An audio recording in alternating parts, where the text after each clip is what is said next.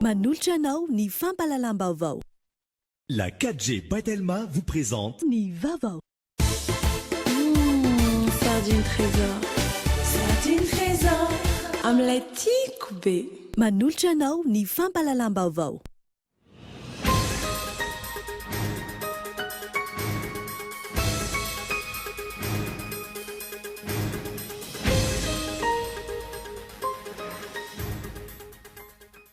Afaka mametraka fitoriana ny olo-pirenena izay nandaty-sabato tamin'ny fifidianana solombamoaka farany teo raha nahatsikaritra tsangan-javatra mampiayay nandritry ny fifidianana fa tsy ny kandida na ireo solotenany ihany araky ny lalàna avelony eto Madagasikara. Ambony ny tinady eo amin'ny tsena iraisam-pirenena mahakasika ny vokatra makamba avy eto Madagasikara. Isan'ny be mpitady ny crevette royale hatreto tsy ampy ny vokatra aondrantsika raha ny fanadidina natao. Mbola sarotra ny fiadivana amin'ny fifohana sigara sy fihinanana paraky. Mila finiavana avy amin'ny tsirairay avy hoy ny mpitsabo iray. Misy akony lehibe eo amin'ny fahasalamana indrindra amin'ny manodidina azy izany. Manomboka rakotra tsena ny eo ampitan'ny toby fiantsonana fiara etsy Andotapenaka. Raha ny fanazavan'izy ireo manorina izay te hanorina. Tsy nahazoana fanazavana avy eo anivon'ny kominina Antananarivo renivohitra. Lazany efa nanala azy ireo kosa ny avy eo amin'ny fokotany Andotapenaka faharoa. Maresaka iraisam-pirenena mitony fihetsiketsehana ao Soudan anaovana tsindry amin'ny tafika any an-toerana hikatsahana gouvernemanta entina sivily. Taoriana ny fitokonana 7 ora irosan'ny fihetsiketsehana mandrindra fotoana tsy voafetra ireo Soudanais. Ny azadin'ireo avetrany ary.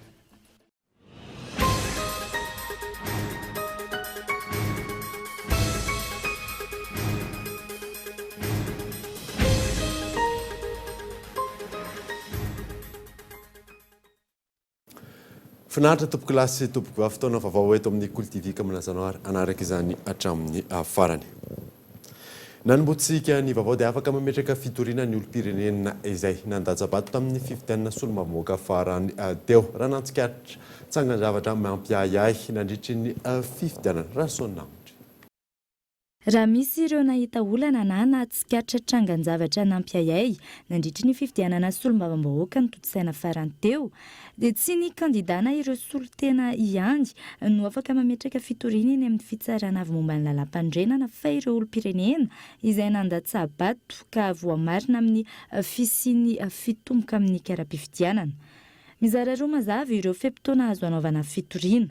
Nanomboka tamin'ny 27 ny volana Mey ka hatramin'ny 15 ny volana Jona ny fandraisan'ireo fitoriana momba ireo tranga nandritry ny fampielezan-kevitra ny fotoana voalohany.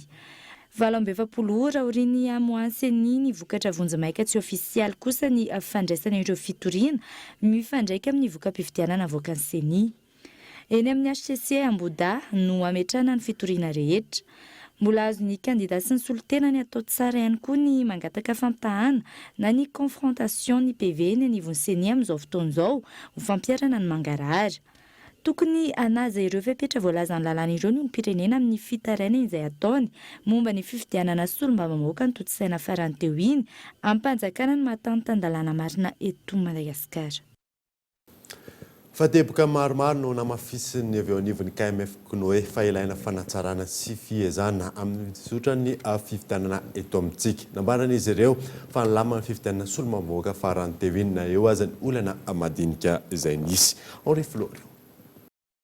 Nizotram-pilaminana amin'ny ankapobeny ny fanatanterana ny fifidianana solombavambahoaka nataony alatsinainy fa 17 ny volana Mey lasa teo raha ny fanalavarana nataony eo anivon'ny KMF Knoe fa nabiazan'ny olo-pirenena androany. Na izany asa teboka maro no nambaran'izy ireo fa mila fanatsarana mahalona ny zotram-pifidianana eto Madagasikara. Tokony ho fanatsarana amin'ny hoavy. Fitakiana ho fanatsarana ny zotram-pifidianana. Mialohan'ny fifidianana, fampiarana ny lalàna manan-kery. Tsy mitsahatra ny mamerina izany izahay.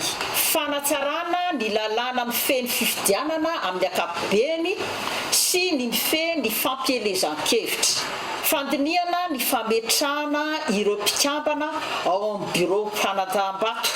fanamafisana amin'ny fomba matipaika avy amin'ny hery velona rehetra ny amin'ny fanabeazana ara-pifidianana ny olom-pirenena, fijerena manokana ny lisym-pifidianana satria hatramin'izao dia mbola tsapa ary hita fa mbola misy lesoka lehibe ao.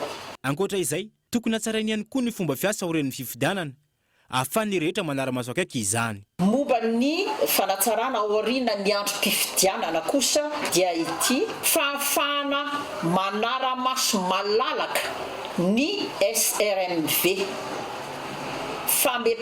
fametrahana ireo vokatra amin'ny peta-drindrina ara-potoana. Miantso ihany koa ireo mpanao politika rehetra hifarimbona amin'ny fanabeazana sy fanentanana ny olom-pirenena mikasika ny fifidianana ary indrindra ny fanavaozana ny fanaovana politika eto Madagasikara. No amafisin'izy ireo fa nisy ny ezaka tamin'ny fikarakarana ny fifidianana ary mila tohizana sy amafisina izany. Ilaina nefa ny fiarahan'ny rehetra misalahy amin'ny fanateterana ny fifidianana araka ny lalàna velona misy eto amintsika, ny fanajana ny lalàna velona ihany koa no antoky ny fifidianana ekeny rehetra ho etrany ny KMF Knoe. Fa azo antoka tanteraka ny azahoan'ny IRD ny maro anisa eny amin'ny anteny miram-pirenena raha ny ampahabokatra navoaka ny CENI tamin'ity androany ety mandidina 570 isan-jato ny vokatra manerana ny distrika 710 nefa tonga eny amin'ny CENI amin'izao fotoana izao. Rarisona Yaotra. Andro vitsy sisa dia ho feno ny vokatra fifidianana solombavam-bahoaka etsy amin'ny CENI avy amin'ireo distrika miisa 710 manerana ny nosy. Tamin'ity androany ity dia efa eo amin'ny manodidina ny 570 isan-jato ireo vokatra voaray etsy Alarobia. Raha ireo vokatra hita teny Alarobia androany dia azo antoka tanteraka ny azon'ny IRD na ny IRMA isika rehetra miaraka amin'ny Andry Rajoelina ny maro anisa eny amin'ny anteny miram-pirenena satria dia eo amin'ny solombavam-bahoaka maherin'ny 20 amin'ireo 150 hatreto no azon'ny IRD. Isan'ny nanamarika ny vokatry ny fifidianana solombavam-bahoaka ny totosaina ny alatsinainy ny fa 17 ny volana May lasa teo iny ny anazon'ny IRD hatrany toerana solombavam-bahoaka na dia tany amin'ireo distrika no heverina fa anjaka ny kandida mpifaninana tamin'ny IRD azy. Raha ny fantatra ny 15 ny volana Jona ho avy izao no fotoana mohan'ny CENI ireo vokatra vonjimaika sy tsy ofisialy ny fifidianana solombavam-bahoaka iny. Fa commune misy 10 amin'ny faritra 3 eto Madagasikara no natanteraka ny tetikasa développement économique local nandritra ny rotaona sy tafany. Fametrahana fampandroana ara-toekarena ifotony miainga amin'ny commune Antanjona amin'ny Zangaitao Andretsilavo. Tsy nahazatra ny commune eto amintsika na dia voasoratra ao anatin'ny lalàna mifeny fitsinjaram-pahefana aza ny fampandrosoana ara-toekarena iarahana amin'ireo mpandraharaha misehatra amin'ny famokarana. Ny manangona etra ohatra no efa mahazatra ny akamaroan'ny commune ka iny no entina nanganana fotodrafitrasa fampandrosoana. Araka izany, nirotsaka nitsehatra ny tetikasa DEL na ny développement économique local iarahana amin'ny GIZ. Fametrahana ny fampandrosoana ara-toekarena iny fotony no tanjona napetraka tamin'izany. Nainga tamin'ny fitadiavana ireo seha-piariana sy ireo mpisehatra ary ireo mpahazo tombotsoa eny anivon'ny commune ny asa natao. Izany hoe tadiavana aloha izany izay commune mba misy zavatra azo trandrahana. Dia avy eo tadiavina iza ny mpisehatra ao anatin'io seha-piariana io ary ahoana no ampanantonana an'izy ireo isaky ny commune mba azahoana mifampiresaka hoe ahoana ny trandrahantsika, ahoana ny anamboarantsika an'ity, ahoana ny hampitombo an'ity atao anaty anivon'ny commune ary mba azo tombotsoa ny rehetrarehetra ireo mpisehatra rehetra ireo.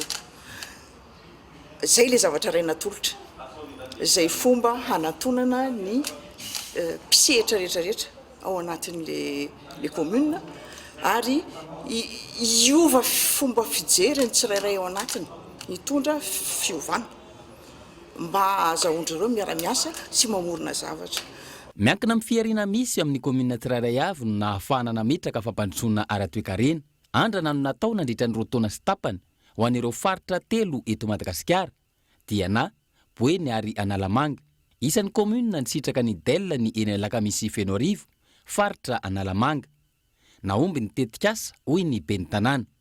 Olona misahana olona be dia be io mampiseho fa reto olona herin'ny mpanohana ara-bola sy ara-teknika mba tsy paritaka zany fa vondrona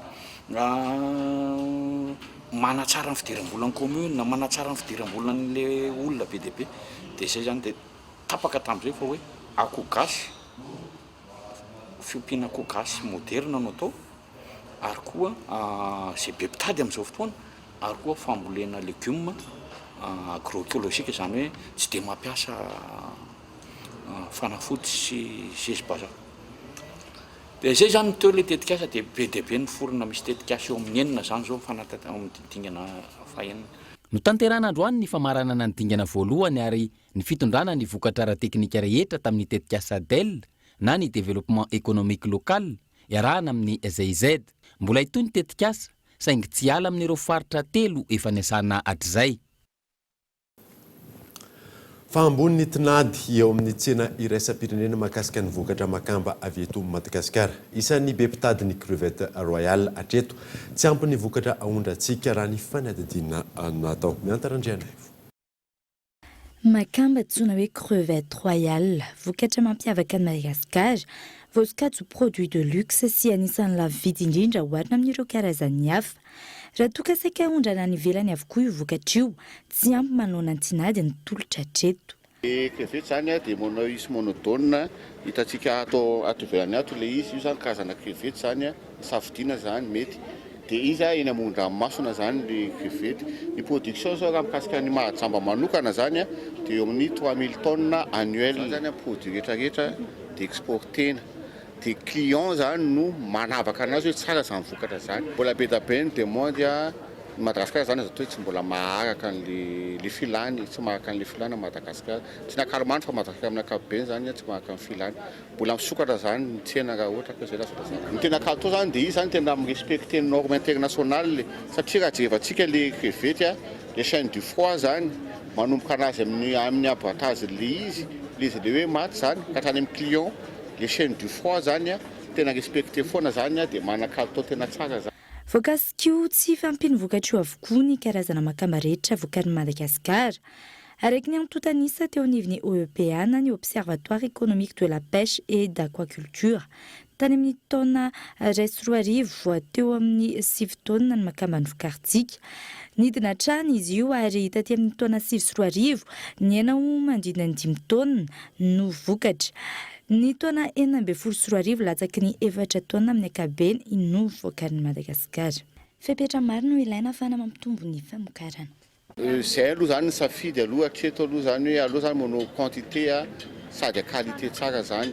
Fa mbola be da be koa contrainte na environnementale zany manao ny zavatra ohatr'izany. Na gestion io hoe gestion ana rano fotsiny dia efa be da be no contrainte. Na gestion an'le rano satria io tsy ranomasina fotsiny fa misy ranomamy zany ampidirina anatiny io. Na contrainte n'izay zany dia efa azo atao hoe problème olana zany. Raha ny anotontanisa azo farany hatrany niakatra hatrany ny vidiny eo amin'ny tsena iraisam-pirenena. Izany hoe raha madina 10 euro ny kilao ny makamba no mpina ny taona 2010. Niakatra ho 14 euro ny kilao ny taona 2014. Japon, Europe ary Azia kosa ny firenena anondrana ny Madagasikara betsaka.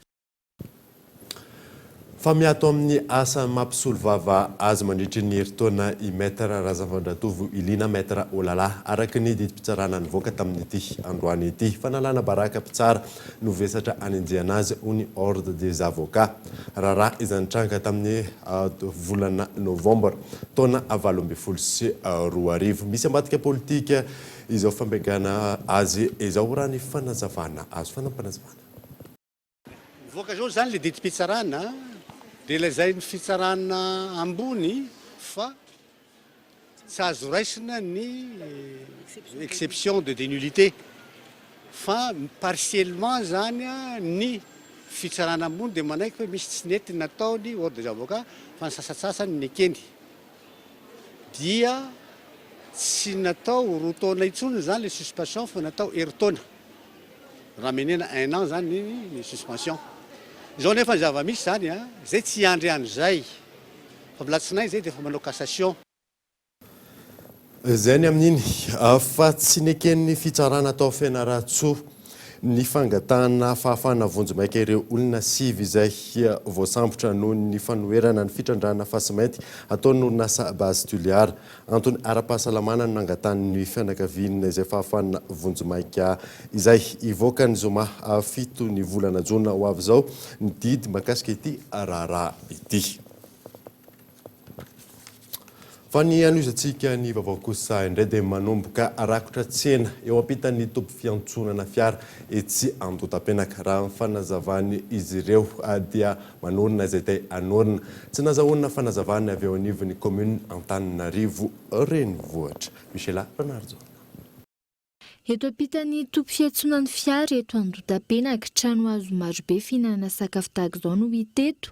Raha ny fanazavan'ireo mpivarotra raha toka teo amin'ny 5 teo izy ireo teo aloha tao anatin'ny tapabolana izay dia ny tombony isany. Ao amin'ny volana Juillet zany nefa nanomboka nisy volana Juillet tamin'ny herintaona nanomboka mivarotra teto ambany teto zay.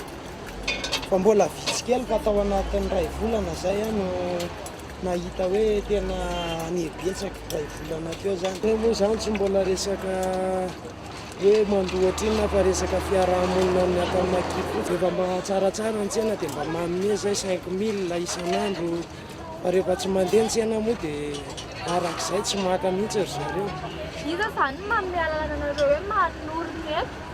Zay zany moa tsy hoe iza fa ny tompony andraikitra tamin'ny maki zany hoe rehefa hoe mba eo aloha izy mandrapatonga amin'ny mpiandraikitra ny tokony analanareo. Arak'izany hatreto manorina izay te hanorina tsy misy ny vola aloha.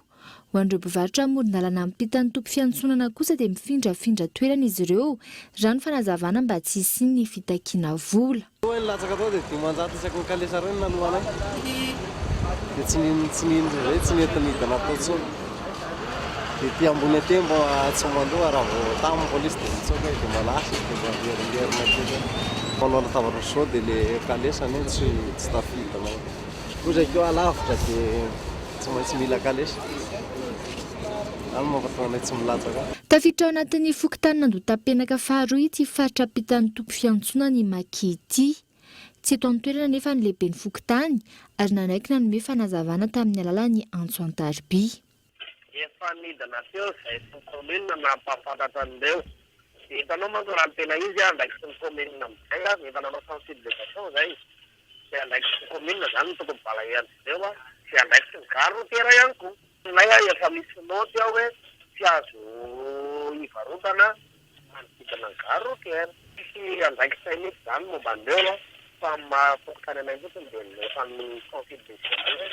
Nahazona fanazavana ny avy eo anivon'ny commune Antananarivo renivohitra izay tompony andraikitra voalohany amin'ny fandaminana ny mpivarotra.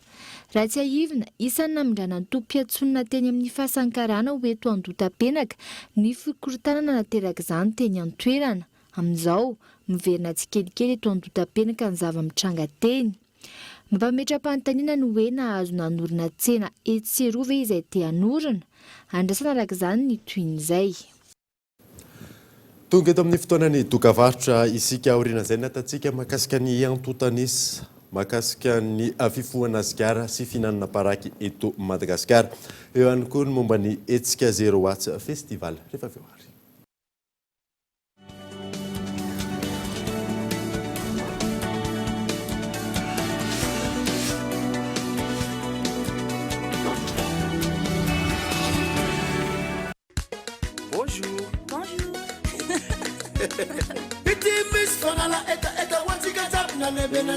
Jus en poudre en un sachet, dans un riche en vitamine C.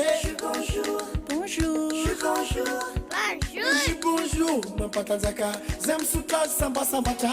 Bonjour, bonjour nariwe. Bonjour, bonjour. Maru karazna gu amnas, sarano tazamya amnas. Je suis diabète. Bonjour.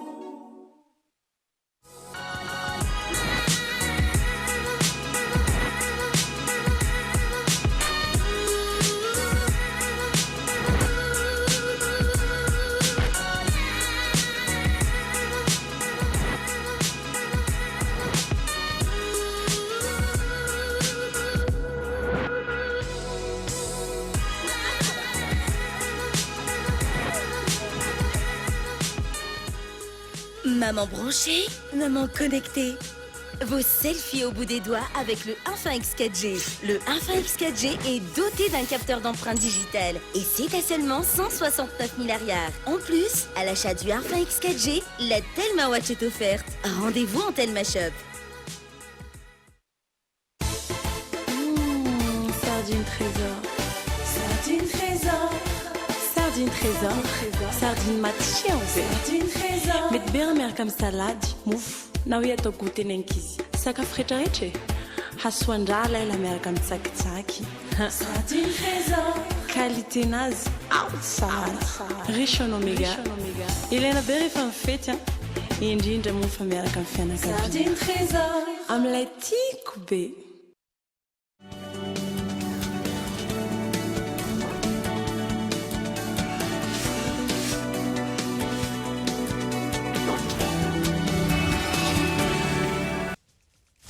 Booster X Cola, le nouveau cocktail intense.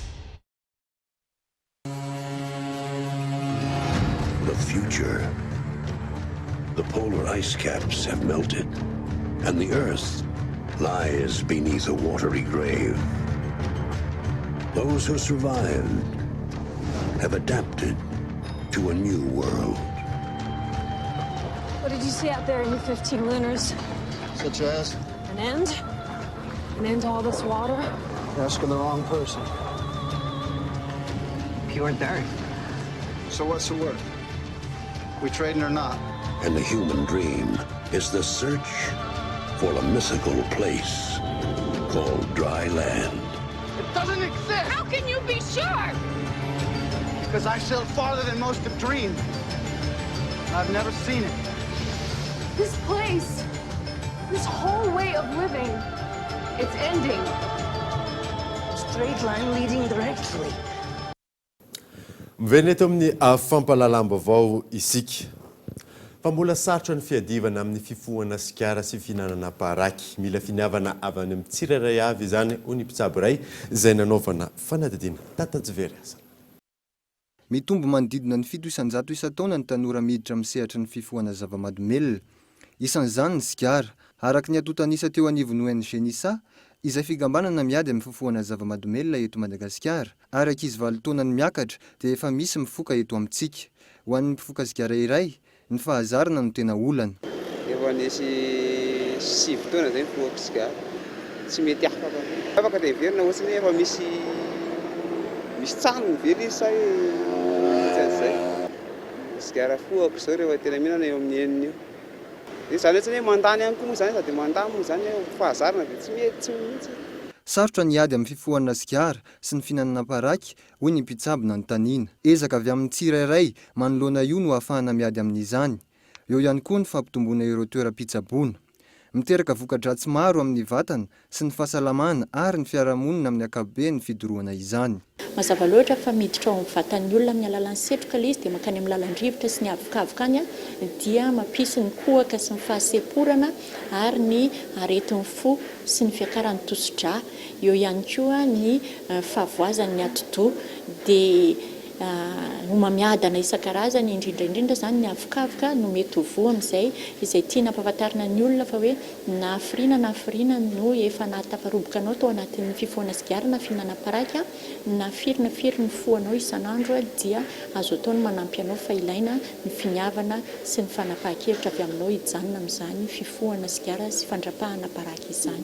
Ny voka-dratsiny eo amin'ny fiarahamonina moa be dia voamaika maro be satria mampisy ny zazakely ohatra zao tena victime be amin'ilay izy amin'ny resaka fahasemporana mandoa tontolo iainana ilay izy satria ny setroka voaka sigara tsina mandoa tontolo iainana miborika sigara hiteny an-dalana eny koa mety mahatsentsana zavatra rehefa mitambatambatra. Androany fa 2 volana no andro maneran-tany tsy hifohana sigara na paraky. Raha ny hita tsy voaja izany. Maro ireo nifoka sigara teny rehetra teny. Tany Toamasina Ankila no nankalazaina ny journée sans tabac ho antsika eto Madagasikara. Araka ny hitantsika tao anatin'ny fanadihadiana farany teo tena ankalazaina androany ny andro maneran-tany amin'ny tsy fifohana sigara sy finanana baraky tonga eto amin'ny plateau ny Cool TV amin'ny ity alina ity Fezora Faly hitondra misimisy kokoa ny antotanisa mahakasika izay fifohana sigara sy finanana baraky izay miarabanao Fezora inona hoe afaka resahanao mahakasika izay fifohana sy finanana baraky izay. Miarabanao ho any lalaina ary miaraba ihany koa atsika rehetra ny tokantrano manaraka ny fampalalam-baovao amin'izao fotoana izao. Raha mahakasika ny famokarana ny sigara sy ny baraky tokoa ny resahana androany dia ireo faritra aloha no nomboantsika anazy hoe izavy no faritra anisany hoe mamboly azy io eto amintsika dia ny Mampikony, Miandry Vazo, Malembandy, Betsiboka ireo no anisany malaza amin'izay. Misy ihany koa ny Anitasy ary mamelona olona mihoatra ny roetsy ny sehatra ny sigara eto amintsika manomboka ny mifambolena makany amin'ny fitaterana hatramin'ny fandinana. Ho an'ireo sigara izay be mpividy indrindra eto amintsika dia nahatratra iray faingo 900 hatramin'ny 900 ny fiakaran'ny vidiny tamin'ity fiandohan'ny taona 2024 ity. Ary dia amin'izao fotoana izao moa dia fantatsika fa misy sigara izay anisan'ny be mpanjifa indrindra vidiana amin'ny sarany 500 ariary ny singany iray. Antony mampiakatra ny vidin'ny sigara izay indrindra nanomboka tany amin'ny taona 2000 izany hoe ampoly taonany mahery no makaty dia ny fiakaran'ny hetra izay alaina amin'ireo orinasa mpamokatra sy ny fiakaran'ny vidin'ny akora fototra dia mikasika izay hetra izay indrindra no hitantsika amin'ny sary satria dia ambony 500 ny ambony 500 ny vidin'ny sigara ny hetra alaina amin'ireo orinasa mpamokatra dia niakatra trany ny hetra izay alaina amin'izy ireo sy alohany amin'ny fanjakana malagasy raha azoina satria dia tany amin'ny taona 2024 ohatra dia 90 miliara ariary araka izao hitantsika izao ny sarany hetra alohan'izy ireo amin'ny fanjakana malagasy ary dia niakatra trany nananika ny zato tapitrisa izany taty aorianany fitombon'ny taona izany ary amin'izao fotoana izao tamin'ny taona 2024 araka izao hitantsika izao dia mahatratra hatrany amin'ny 300 lavitrisa ariary izany hoe 300 miliara ny hetra. Dia amin'ny resaka famokarana indray no anohizantsika anazy manodidina ny 5,000 taona isan-taona ny vokatra baraky sigara na ny bruta izany na ny efa voahodina ihany koa vokarina teto Madagasikara nanomboka tany amin'ny taona 70 sy 700 tany izany no azo lazaina hoe betsaka ary dia tsy nitsahatra ny aina kosa ny famokarana nandritra ny 20 taona ny sesa. Raha ohatra ho an'ny taom-pambolena 1974 dia 910 taona tamin'izay taom-pambolena izay no taba no vokarina teto Madagasikara dia amin'izao fotoana izao raha nitatitra teo anivon'ny Eofimatady eo anelanelany 2000 hatramin'ny 4,000 taona isan-taona raha be indrindra dia misy ihany koa tombatombana na estimation izay hitantsika amin'ny sary manaraka ihany koa manodidina ny 3 miliara faingo 300 tapitrisa ny isana sigara vokarin'ny orinasa tsy miankina iray eto Madagasikara izay aloha ratsorina ny mikasika ny fifohana amin'ny ankapobeny. Ary ahoana koa izany mahakasika ny fanjifana sy fifohana ny sigara io raha zay natotanizy. Famokarana ny resahantsika teo ny fifohana indray raha ny eto Madagasikara ny eto maneran-tany aloha nanomboantsika anazy araka izao hitantsika amin'ny sary izao dia amin'izao fotoana izao 200 ny mponina maneran-tany no mifoka sigara tamin'ny taona 2024 moa no hitantsika teo ary 520 ny mponina maneran-tany no nifoka sigara tany amin'ny taona 2024 ary ny hena izany io izany hoe ny hena 500 dia 1,12 lavitrisa isan'andro ireo sigara misy mandoro maneran-tany amin'izao fotoana izao dia ho an'ny eto Madagasikara dia manodidina ny 9 eo ny isan'ny malagasy mpifoka sigara ho an'ny taona 2024 raha ny tatitra hatrany. Dia ity boribory sary hitantsika eto arintsy ihany koa dia mamaritra ny toeran'ny Madagasikara izay somary kely ihany eo amin'ny fihinanana sigara satria tamin'ny taona 2024 izao ity sary eto arin'ity ho an'ireo olona 5 ambin'ny folo taona ny mihoatra dia enina sy roanjato sigara isan-taona no hoan'ny malagasy tamin'izay taona 4 sy 4 arivo izay a tanany larana voalohany kosa Montenegro zay Montenegro zany dia malany ny olona ray a any Montenegro malany sigara 4 arivo mahery a isan-taona arahany Biélorussie, Liban, Macédoine, Russie, Slovénie, Belgique ary Luxembourg. Izay amin'ny ankapobeny ireo atao hoe fihinanana sy fanjifana araka ny fampitahana izay natao moa. Afaka risanao kely ave ina voka-dratsiny amin'ity fifohana sigara ity. Raha makasika ny voka-dratsy dia saika hoe efa fantatry ny ankamaroan'ny olona ihany koa ny hoe manena ny andro iainana ny fifohana sigara fa raha ny antontanisa dia 4 tapitrisa isan-taona no matin'ny sigara maneran-tany mahery ny 900 tapitrisa zany hoe 900 tapitrisa diso kely 9 tapitrisa mahery ny 9 tapitrisa amin'ireo 4 tapitrisa ireo no ilay tena mpifoka sigara fa ny 9 alina sy 4 hetsy kosa dia ireo hoe fumeur passif hoy ny fitenenana zany hoe maty noho ny setroka sigara avoakan'ny olona mifoka fa izy tsy mifoka mivantana dia vinavinaina hiakatra hatramin'ny 10 tapitrisa isan-taona ny tapa-fatesana vokatra ny sigara manomboka amin'ny taona ho avy io zany hoe 20 sy 4 arivo toa ka tsy misy ny fanamafisana ny ezaka dia raha ho an'ny eto Madagasikara manokana dia 9 faingo 3 isan-jato ny mponina eto Madagasikara no ahina mbola ahina aloha ho faty vokatry ny fifohana sigara na zany mivantana na ihany koa tsy mivantana fa miaina n'ilay setroka sigara dia mba antoerana ao anatin'izay ny aretin'ny ao anatin'ilay voka-dratsy resantsika ny aretin'ny taovam-pisefona ny olana eo amin'ny tosi-dra ary ny misy ihany koa ireo hoe maty na marary ny homamiadana vokatry ny sigara dia izay ireo voka-dratsiny fa tsika eto Madagasikara moa dia anisany hoe efa nandray fepetra tao anatin'izany ny 3 oktobra 2024 sy 4 arivo dia tsy azo natao intsony teto Madagasikara ny fifohana sigara ny toerana ho an'ny daholobe zany hoe toy ny fitateram-bahoaka ohatra na ny toeram-piasana dia andoavana lamandy 500 sy 4 arivo ariary ny sazy ho an'izay tratra raha ny lalana velona misy moa ireo manao hoe toerana natokana ho an'ny mpifoka sigara na hoe espace fumeur amin'ny toeram-piasana ohatra zao no mety ahitana an'izay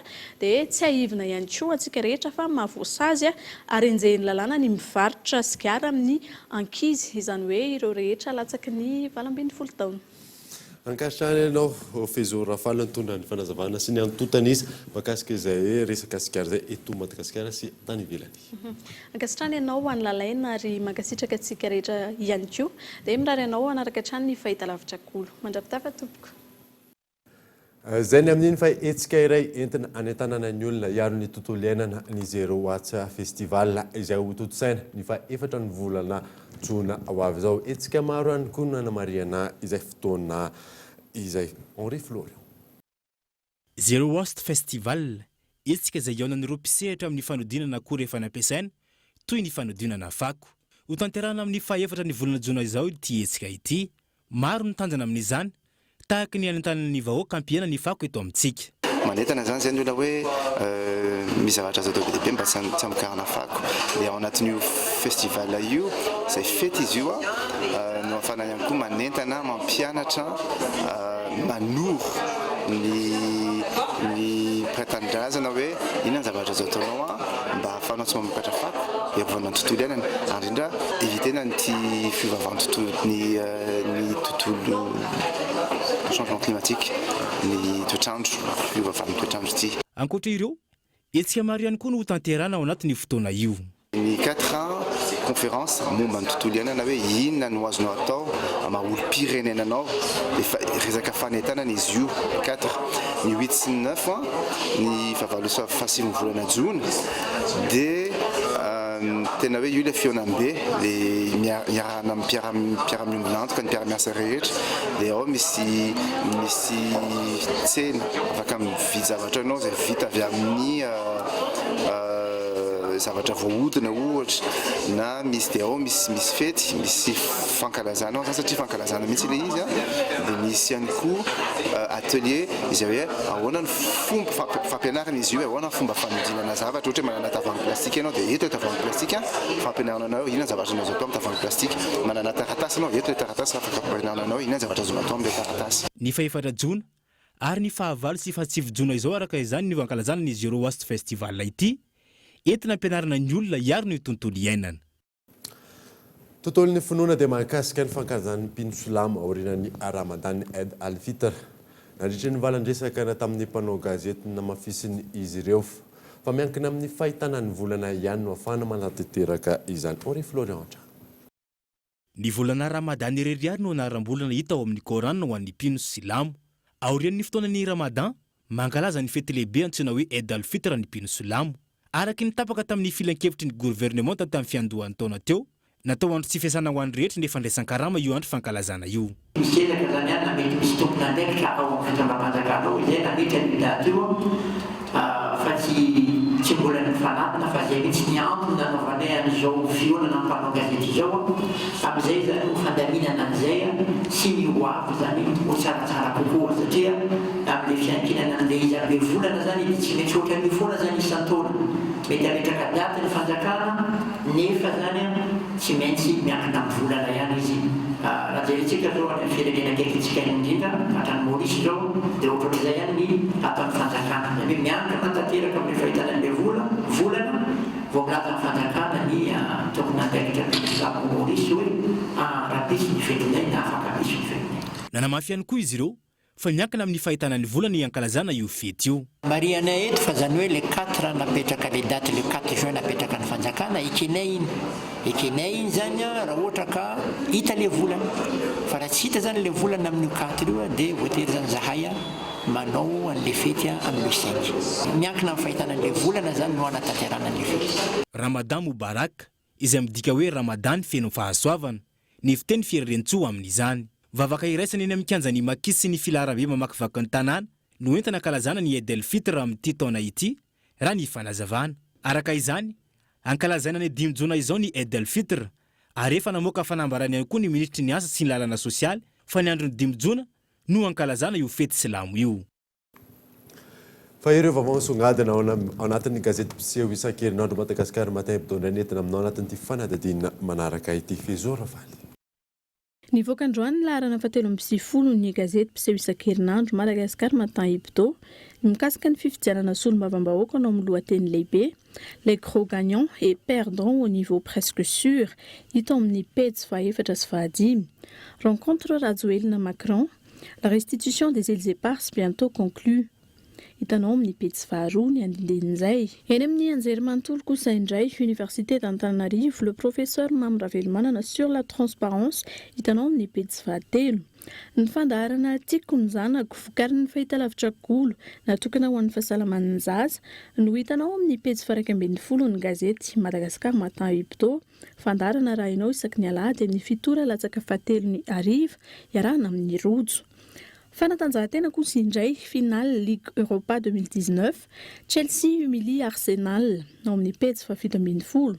Préparation Cannes 2019 Basket Found Atala Béatrice joue la carte de l'apaisement hitanao amin'ny pejy fahavalo ny andinindin'izay. Maresaka iraisam-pirenena dia mitony fihetsiketsehana ao Soudan anaovana trindry amin'ny tafika any an-toerana momba ny gouvernement interna civil. Taorin'ny fitokonana 720 ora iroso amin'ny fihetsiketsehana amin'ny fotoana tsy voafehitra ireo Soudanais fanadina amin'ny France 24. Jeudi soir, ils étaient des dizaines de milliers à se rassembler à nouveau devant le siège de l'armée. Omaleriva analina ireo Soudanais noho ny fihetsiketsehana manoloana ny fitobin'ny tafika mitaka ny azon'ny sivily maro anisa ao anatin'ny gouvernement tatetezamita nandritra ny tontolo andro ny maly kosa anjaton'ireo vehivavy ny lahatra nanao jiabe tao andrenivohitra Soudan ny azon'ny QG misy ny tafika. Fepetra napetraka izy ireo nandritra ny fifampirarahana teo amin'ny sivily sy ny miaramila izay efa niantony hoe na ho an'ny sivily ny toeran'ny filoha na maro anisa izy ireo anatin'ny filakevitra hatsangana hitondrana ny firenena anatin'ny fotoana tetezamita mandra-pisiny ny fifidianana filoham-pirenena. eo no mampiziriziri ny rotota ka tsy nahitana marimaritra iraisana hatramin'izao taorian'ny fitokonana 27 ora ny talata sy ny alarobia teo itoy ary tsy hijanona intsony ny fihetsiketsehana hoy ireo mpitarika hetsika sivile ny Alliance pour la liberté et le changement. Namoaka fanambarana kosa andany ny filakevitra ara-miaramila mitondra ny tetezamita nampitandrina ireo mpanao fihetsiketsehana ary nilaza fa andray fepetra hisoroana izay mety ho fivoaram-pefy sy hitandrona ny filaminana ny antoerana.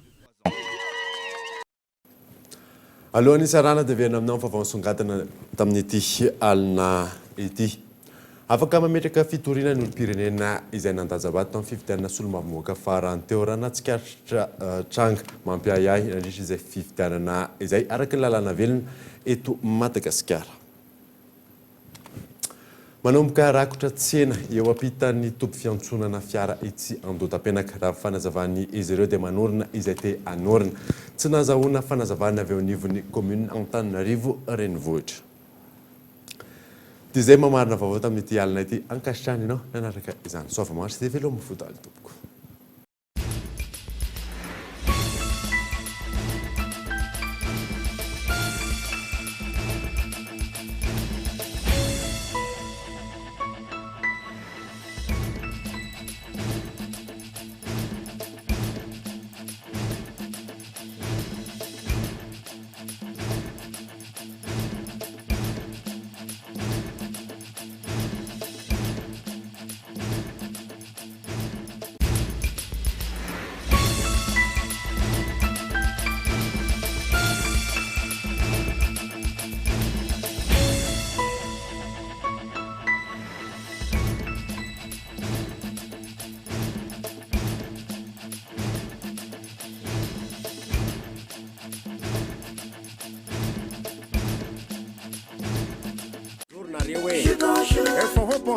Maro karazagna go aminazy tsara loatra zamiana aminazy zetsika jiaby bonjour nanolotra anao teo ny fampalalam-baovao. La 4G Batelma vous a présenté ny vaovao. Sardine trésor. Sardine trésor. Amin'ilay tiako be. Nanolotra anao teo ny fampalalam-baovao.